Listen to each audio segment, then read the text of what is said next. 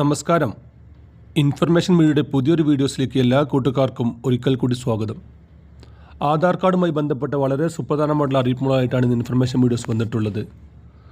നമ്മുടെ എല്ലാം ആധാർ കാർഡിൽ സർനെയിം ഉണ്ടോ, അതിൽ സർനെയിം ആഡ് ചെയ്യേണ്ടതുണ്ടോ, അതല്ലെങ്കിൽ നമ്മുടെ കുടുംബപ്പേര് അതിൽ ആഡ് ചെയ്യേണ്ടതുണ്ടോ, അതുമല്ലെങ്കിൽ കുടുംബപ്പേരിൻ്റെ ഫുള്ള് നമ്മൾ ആഡ് ചെയ്യേണ്ടതുണ്ടോ, അതോ അതിൻ്റെ ഷോർട്ട് ഫോം ആഡ് ചെയ്താൽ മതിയോ എന്നതിനെക്കുറിച്ചെല്ലാം നോക്കാം.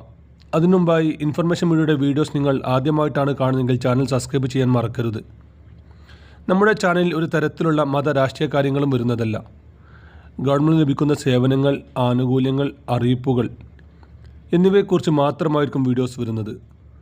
ശ്രദ്ധിക്കുക, ഒരുപാട് ആളുകൾ പഴയ വീഡിയോസുകൾ കണ്ട് ആനുകൂല്യങ്ങൾ ഇപ്പോൾ നിലവിലുണ്ടോ, ഞങ്ങൾ അറിഞ്ഞില്ല, അതിപ്പോഴാണ് ചെയ്യേണ്ടത്, അങ്ങനെ പല കാര്യങ്ങളും കമൻറ്റ് ബോക്സിൽ ചോദിക്കാറുണ്ട്. അങ്ങനെയുള്ള ആളുകൾ പ്രത്യേകം ശ്രദ്ധിക്കുക. ഗവൺമെൻറ് സേവനങ്ങൾ എപ്പോൾ വേണമെങ്കിലും പുതിയ മാറ്റങ്ങൾ വരാം. ഏറ്റവും പുതിയ അറിയിപ്പുകൾ ലഭിക്കാൻ ചാനൽ സബ്സ്ക്രൈബ് ചെയ്ത് മറ്റു കൂട്ടുകാരിലേക്ക് ഷെയർ ചെയ്ത് കൊടുക്കുക.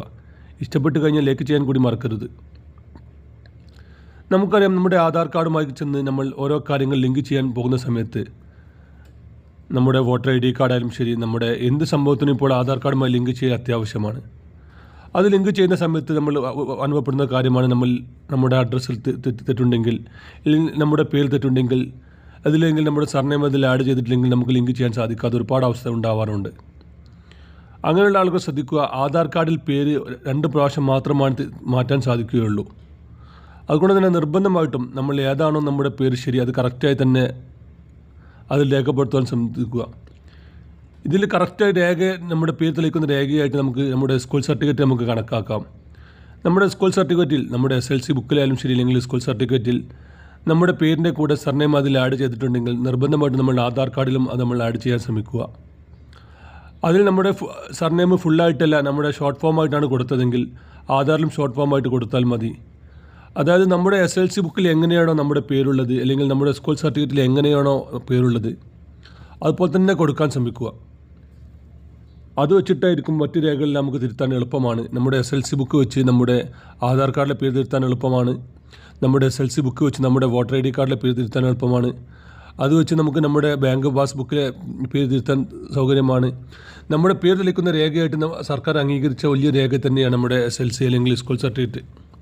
അത് വെച്ചിട്ട് നമുക്ക് എല്ലാ കാര്യങ്ങളും ചെയ്യാൻ സാധിക്കും. നിർബന്ധമായിട്ടും നമ്മൾ ഈ ഒരു കാര്യം ശ്രദ്ധിക്കുക. ആധാർ കാർഡിൽ തെറ്റുതിരുത്താൻ പോകുന്ന സമയത്ത് നമ്മുടെ SLC ബുക്ക് കൈവശം വെക്കുക. അത് വെച്ചിട്ട് നമ്മൾ തെറ്റുതിരുത്താൻ ശ്രമിക്കുക. അതിനുശേഷം നമുക്ക് കുട്ടികളുണ്ടാകുന്ന സമയത്ത് കുട്ടികളുടെ ജനന സർട്ടിഫിക്കറ്റിലായാലും ശരി, മാതാവിൻ്റെ പിതാവിൻ്റെ പേര് രേഖപ്പെടുത്തുന്ന സ്ഥലത്തെല്ലാം നമ്മുടെ SLC ബുക്ക് കൊടുത്തു കഴിഞ്ഞാൽ പിന്നീട് നമുക്ക് വളരെ ബുദ്ധിമുട്ടില്ലാതെ തന്നെ നമുക്ക് കാര്യങ്ങൾ ചെയ്യാൻ സാധിക്കും. ഒരുപാട് ആളുകൾ ഇപ്പോൾ ഇങ്ങനെ ബുദ്ധിമുട്ട് കാണുന്നുണ്ട്. അതുകൊണ്ട് തന്നെ നിർബന്ധമായിട്ടും ജീവിതത്തിൽ 2 പ്രാവശ്യം മാത്രമാണ് ആധാറിലെ തെറ്റുതിരുത്താൻ സാധിക്കുന്നുള്ളൂ. പിന്നീട് തിരുത്തണമെങ്കിൽ ഒരുപാട് ബുദ്ധിമുട്ടുകളാണ്. നമ്മൾ സാധാ അക്ഷയയിൽ ചെന്ന് കഴിഞ്ഞാൽ നമുക്ക് തെറ്റുതിരുത്താൻ സാധിക്കില്ല. കോടതി മുഖാന്തരമെല്ലാം മാത്രമേ തെറ്റുതിരുത്താൻ സാധിക്കുകയുള്ളൂ. നിർബന്ധമായിട്ടും ഇക്കാര്യങ്ങൾ ശ്രദ്ധിക്കുക. തെറ്റുതിരുത്തുന്ന സമയത്ത് നമ്മൾ തിരുത്താൻ പോകുന്ന സമയത്ത് നിർബന്ധമായിട്ടും നമ്മൾ ഇക്കാര്യങ്ങൾ ശ്രദ്ധിക്കുക. അല്ലാത്ത പക്ഷം പിന്നീട് വളരെ ബുദ്ധിമുട്ടുകൾ അനുഭവപ്പെടുന്ന ഒരുപാട് ആളുകളുണ്ട്. വീഡിയോ ഇഷ്ടപ്പെട്ടെന്ന് കരുതുന്നു. ചെറിയൊരു വീഡിയോ ആണ്. ഇതുപോലെ ചെറിയ ചെറിയ വീഡിയോകളിൽ നമ്മൾ ഗവൺമെൻറ് അറിയിപ്പുകൾ നൽകുന്നതിന് വേണ്ടി ഈ ചാനൽ സബ്സ്ക്രൈബ് ചെയ്ത് തൊട്ടടുത്തുള്ള ബെല്ലൈക്കൺ കൂടി ക്ലിക്ക് ചെയ്ത് വെക്കുക. നമുക്കൊരു പുതിയ വീഡിയോസുമായി കാണാം. അതുവരെയും